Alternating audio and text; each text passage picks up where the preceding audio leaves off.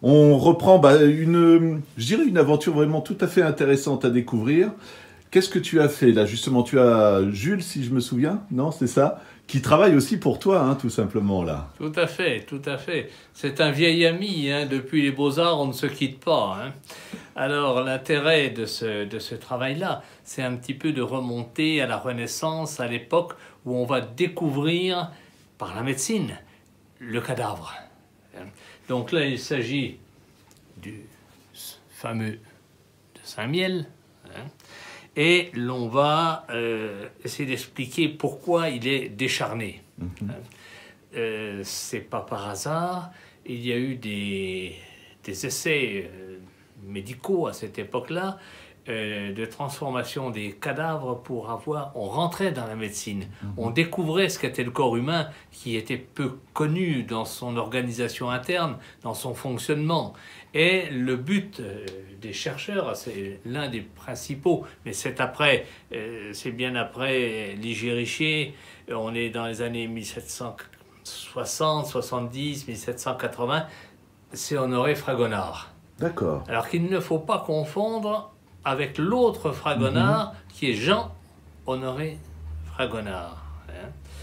Et ça a été un artiste extrêmement célèbre en son temps, qui a fait du travail sur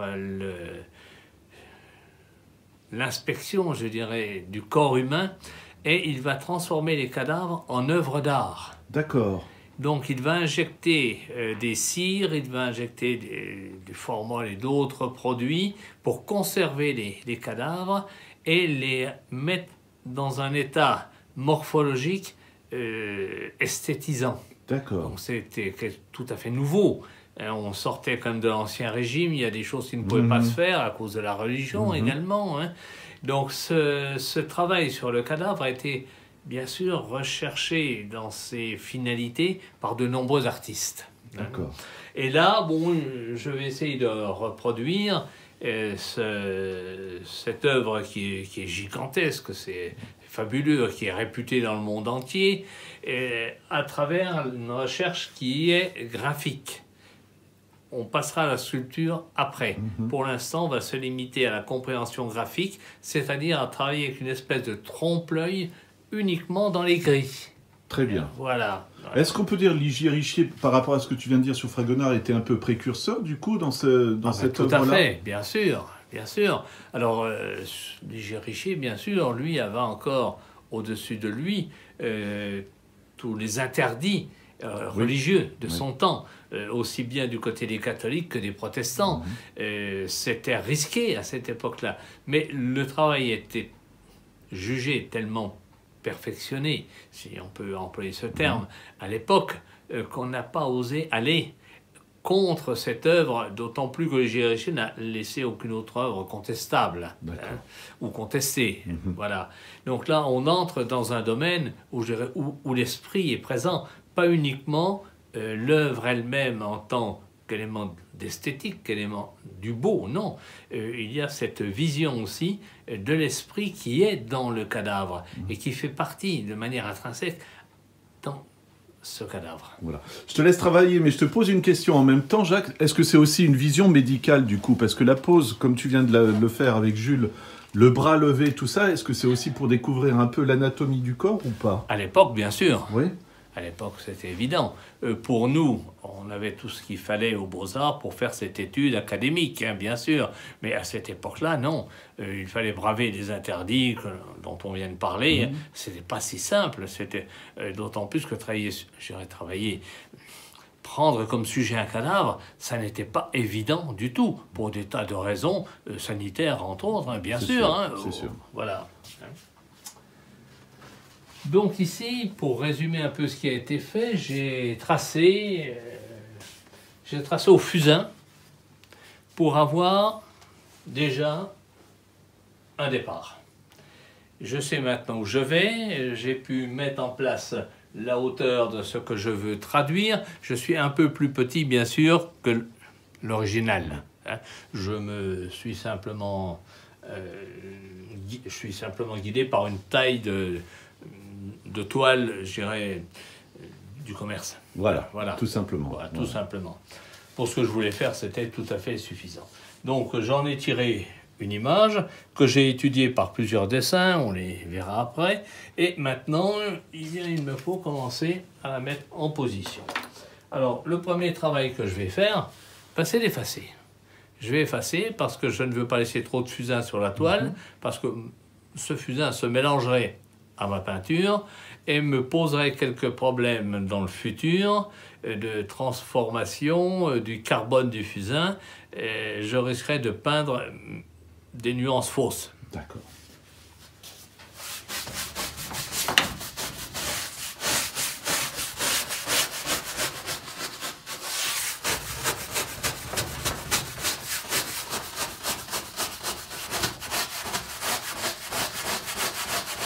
Voilà, j'enlève tout ce qu'il est possible d'enlever de poudre de fusain. Et on va un peu parler technique, très peu, mais tout de même pour savoir ce que l'on fait. Je vais travailler à l'acrylique, pour une raison très simple, c'est beaucoup plus rapide que la peinture à l'huile. Personnellement, je préfère de loin la peinture à l'huile, je préfère travailler avec ce substrat parce qu'il me donne des intensités de couleurs et surtout des subtilités de teinte que je n'arrive pas à avoir avec l'acrylique, qui est une excellente peinture entre autres, qui est beaucoup plus facile à mettre en œuvre, le séchage est très rapide, donc je dirais c'est un petit peu l'antithèse de la peinture à l'huile. On peint à l'huile ou à l'acrylique, moi je travaille les deux selon ce que j'ai à faire. D'accord. Voilà, ici c'est beaucoup plus simple. Donc je n'ai pas besoin de grand chose, hein. J'ai besoin de blanc. Alors je me sers d'acrylique du commerce tout à fait ordinaire, hein, voilà. Et j'ai besoin de noir. Donc là, ça va être quoi? Une redécouverte à nouveau du dessin, ou est-ce que ça va être surligner ce que tu as déjà fait? Ah non, non, non, je vais retracer complètement à côté parce que je veux faire des corrections. Alors, le souci de l'acrylique, c'est que cela sèche tellement vite.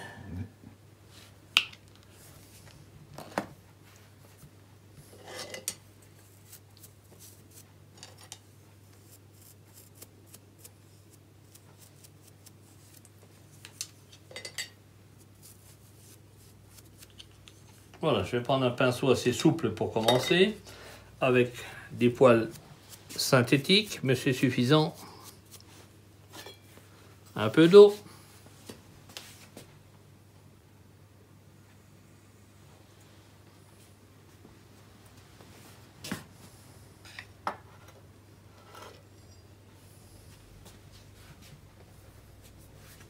Et un chiffon.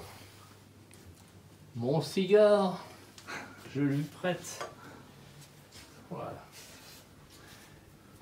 Donc, un point qu'il faut souligner immédiatement, parce que ce n'est pas toujours compris, on ne commence pas à un endroit A, le tableau, pour le finir à un endroit B, on travaille partout en même temps. Et en même temps que l'on travaille, on fait les corrections. C'est-à-dire que le tableau n'est pas fait à l'endroit où on le commence, et il y aura plusieurs points de départ qui vont être fossilisés pendant le travail. D'accord.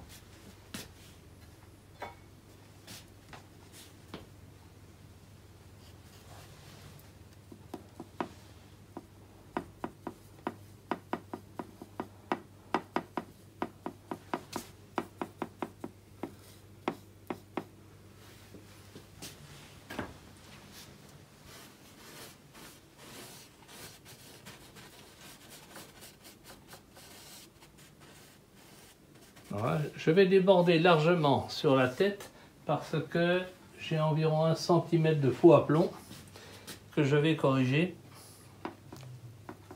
avec la peinture. Tu joues déjà sur les nuances? Ah oui, oui, bien sûr.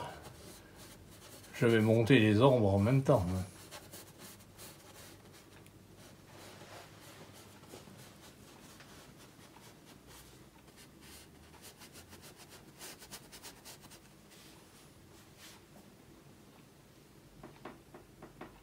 Je m'occuperai des fonds plus tard. Là, je ne fais que les ébaucher.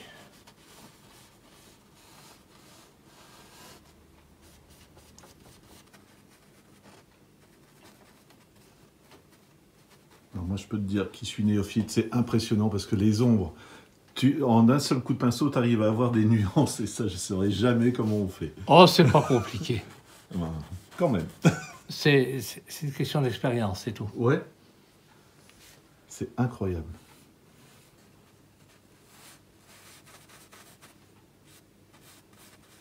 Ouais, je n'ai pas besoin de changer 36 fois de pinceau. Je reste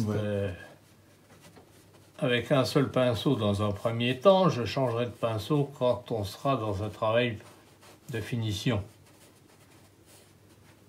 Là, pour l'instant, je positionne mes ombres.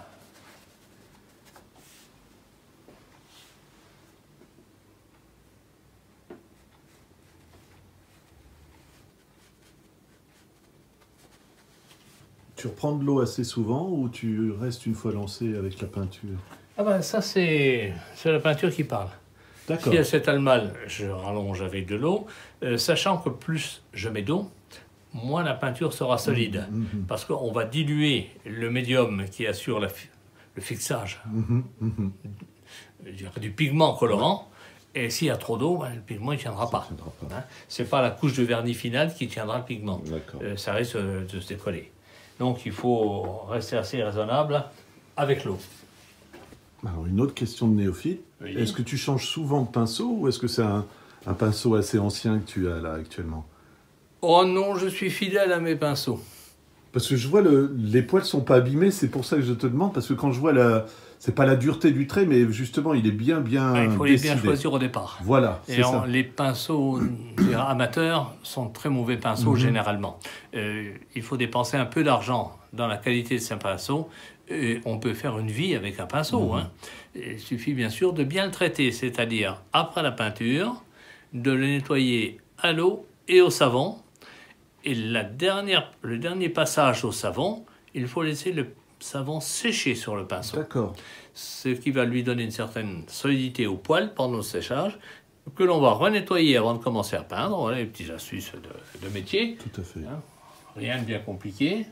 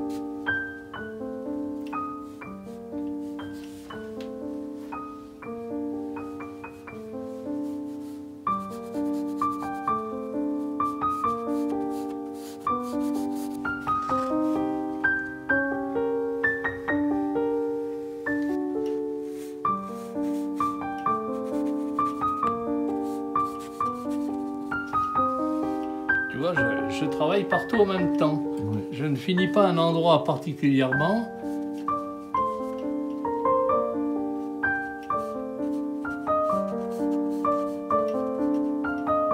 Bon, pour l'instant, j'ai un pinceau beaucoup trop gros pour faire de la finition.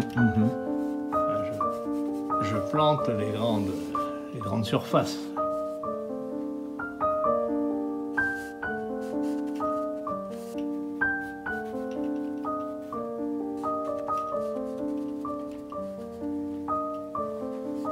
Est-ce que c'est le point d'équilibre du dessin, le sternum, non? Non. Pas du tout? Non. Eh ben, je croyais. Point d'équilibre. Comme il était au centre. Le point d'équilibre, c'est Zizi. Ah! Eh ben voilà. C'est-à-dire que c'est le centre du monde, si je puis dire. Oui, oui, oui. C'est le centre du bonhomme. De l'équilibre, en tout cas, voilà.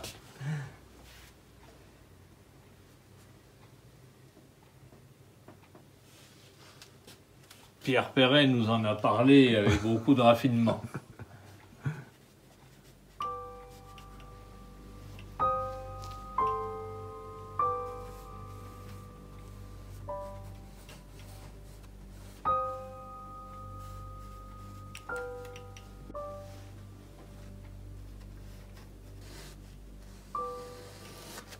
On t'a vu doser la peinture.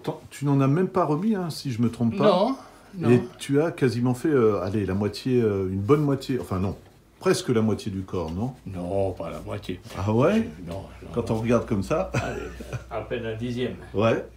Oui, oui. Ça s'apprend alors justement à doser la peinture, on va dire? Bah, oui, ne serait-ce que pour ne pas en jeter. Alors, autant en peinture à l'huile, je dirais, qu'en acrylique. La peinture à l'huile est beaucoup plus chère que l'acrylique, bien sûr, donc on fait attention à ce que l'on fait. On a l'habitude de savoir prendre ce dont on a besoin et pas plus, quoi.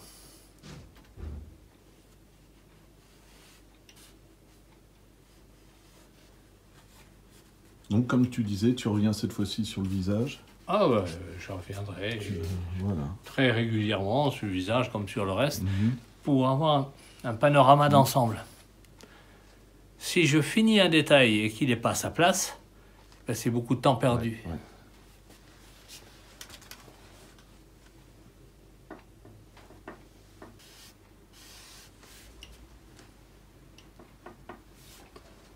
Voilà, là je n'ai plus de blanc, je ne vais pas recharger ma palette, donc je vais simplement continuer mes noirs. Chose que je ne pourrais pas faire à l'huile par exemple, parce que j'aurai un séchage différentiel qui pose beaucoup de problèmes des délais. En acrylique, on n'a pas de délai pour le séchage, on peut retravailler dessus très rapidement. À l'huile, c'est une semaine de délai avant de retravailler sur la toile. Voilà pourquoi je n'ai pas choisi l'huile en partie.